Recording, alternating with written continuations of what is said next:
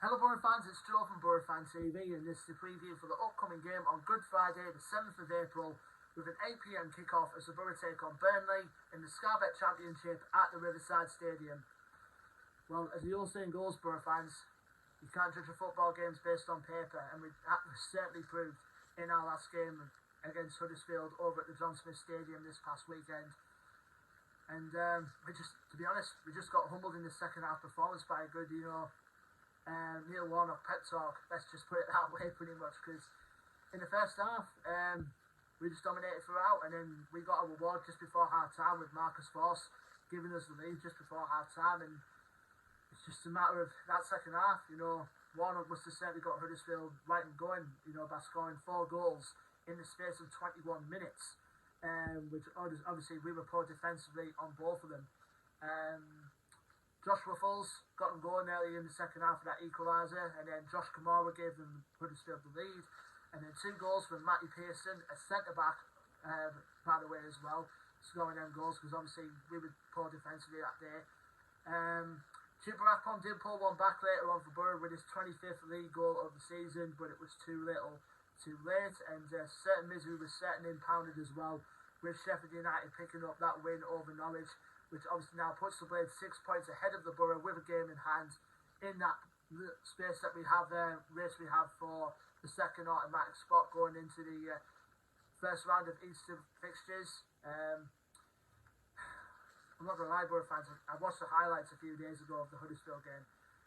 I just can't believe how poor we were defensively, especially McNair on a couple of their goals. I mean, I don't know why we didn't start with Fry, in all honesty, but Michael Carey picked the team for a reason, and obviously thought that would work, but obviously never did. And obviously Neil Warnock against us over the years has got a proven good track record against us, and that obviously worked to Huddersfield's advantage that day.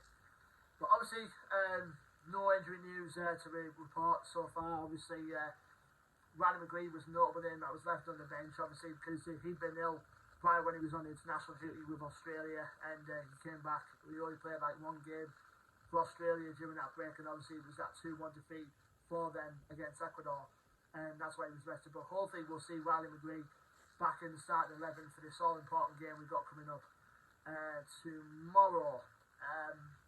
But apart from that, obviously apart from Matt Clark's injured back, no further injury news to report.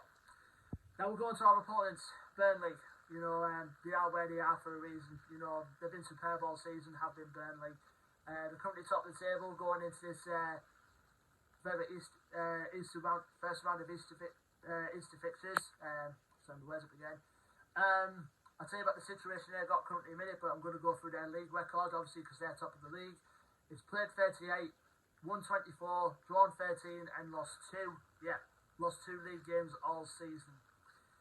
Last time out for them, they drew 0-0 at home against Sunderland.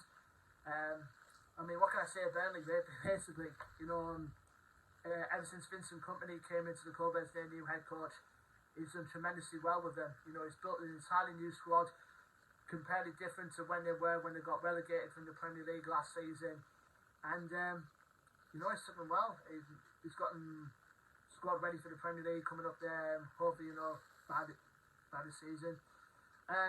There's a situation for them. On Good Friday, there's an early kick-off between Millwall against Luton at the Den. Like I say, if Luton don't beat Millwall, either a draw or a loss for Luton, and Burnley beat us in the late kick-off on tomorrow, Good Friday, then Burnley's promotion to the Premier League would be secured. Even by saying that, obviously if Luton do win, or even Luton don't win, and obviously we beat Millwall and obviously or draw against them, then probably Burnley will only need a point, in their next game they've got coming up on Easter Monday. Ironically enough, it's against Sheffield United over at Turf Moor. What a game to get it at if it does come to it, and hopefully it would come to that, because we'll hopefully, try and get a result, hopefully bouncing back after the setback we had against Huddersfield. But fair credit to Burnley, they've got 2,000 plus coming down to the Riverside tomorrow as well, which is absolutely great support from them. And Vincent Kompany, has got the squad that can obviously take them that one step further, even when they get back up to the Premier League at some point. It could be tomorrow, obviously, or it could be by Easter Monday. It could be done by these Easter round officials, regardless. The one to watch out for, from Burnley's perspective, in my opinion, it's definitely going to be Nathan Teller by a country mile. He's their top scorer this season. He's currently at Burnley on loan from Southampton at the moment. With 17 goals to his name all season, he can play in the number 10 role, which he has done recently for Burnley. He can play out on the wing as well, and he's been unplayable this season. As I should be honest, as for a fair few of the Burnley players who have been over this season. Another one to watch out for as well for Burnley is going to be Enes Zahouri, the Morocco international, who's done well ever since he came to Burnley. Also, Manuel Benson, who's I'm going to mention in quite a little bit afterwards, was a nightmare for us to contend with, at a reverse fixture over at Turf Moor a few months ago. Josh Brownhill, who's their playmaker midfielder, who's a very good playmaker midfielder. Taylor Howard-Bellis, who's there on loan from Manchester City there at the moment. Him along with Lewis Fire, who have been the rock hard of their defence for all Burnley so far this season, as well as their wing backs have got there, the likes of Conor Roberts, ex-Barcelona. I think he only made like one loan appearance for the Borough when we had him, when he was with us on loan from Swansea at the time, but he's grew to a good player ever since. I've been very impressed with Conor Roberts, as well as the left wing back that Burnley have got as well, Ian Madsen, who's there on loan from Chelsea. He had a previous loan spell out, I think it was Coventry City he was at beforehand, but he's a very decent player and he's been good for Burnley. So, like I say, Burnley, I mean, if it's, it's one of them things, if they do go up at our place on tomorrow, I mean, fair dues to them, because like I said, they've been superb all season, and even I'm brave enough to admit that. Now, last time we played Burnley over at Turf Moor, I think it was back in around November, December time, I think it was. It was one of those, in the second half, we could have easily won the game. We took the lead in that game through Duncan Watmore. But then, like I said, about Manuel Benson torturing us to death. And he certainly proved that by scoring twice. And then he produced the ball to set up the Johnny Howson own goal for the Clarets to win 3-1 that day. And, I mean, our record against Burnley has very much been even ever since. Our last win against him came all the way back in December of 2015, I believe. Remember Emilio and Suarez goal? I think everyone will remember that. And I think we played Burnley home twice that season as well, because I think they knocked us out in the FA Cup as well. It was our promotion season as well, by the way, if anyone was wondering.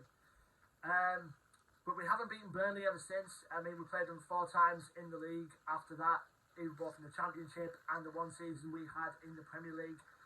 It's been 2 draws and 2 defeats since then for us. Like I said, Burnley going to this game obviously full of confidence. Like I said, they could clinch promotion at the Riverside tomorrow. And they've got a good record to prove for that. They've not lost in the league since November when they got beat 5-2 by Sheffield United. And since then, I think it's about 14 wins and 4 draws for them in the league so far this season. And like I said, they can clinch promotion if and only if Luton don't pick up a win at Millwall in the early kick-off tomorrow. So bear that in mind, Boro fans, just in case you wonder the situation about that. But hopefully, we can bounce back from the Huddersfield blip, and hopefully we can go along from there, just play our games, just don't have to worry about, anything else regarding like Sheffield United and Luton, etc. If we do end up in the playoffs, I mean, obviously, fair enough, but in my opinion, it would be nice to still have a go and try and get that last automatic spot if it can be secured. But leave me your thoughts and predictions in the comment section below, Boro fans. Don't forget to like, share and subscribe as always. Our social media links will be in the description below. And by the way, for those asking about the sound, Boro fans, it's just something that can't be helped at the minute. I'm hopefully going to try and start a new phone somewhere along next season. If not, it'll have to be, as it is at the moment. So I do apologise for that, Boro fans.